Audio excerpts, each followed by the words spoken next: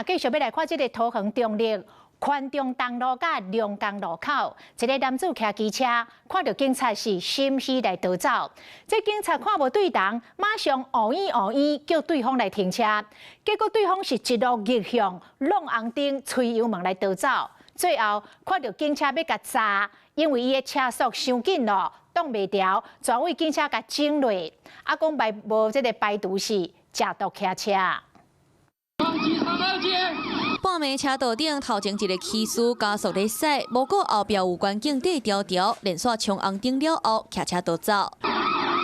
双方继续对立战，想袂到骑士的车速伤紧，未赴减速，就弄到烂查的顺路警车。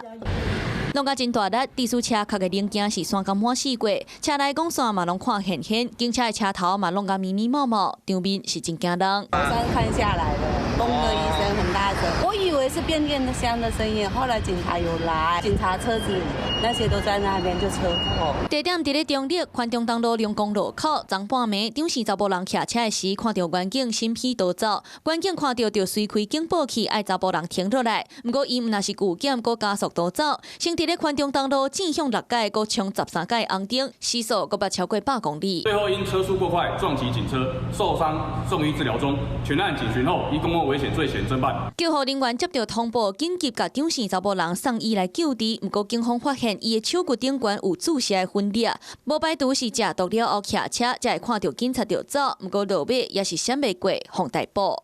Hello， 我是林仙怡。想要抢先掌握最及时的新闻资讯吗？赶快订阅、按赞、开启小铃铛，锁定华视新闻 YouTube 频道。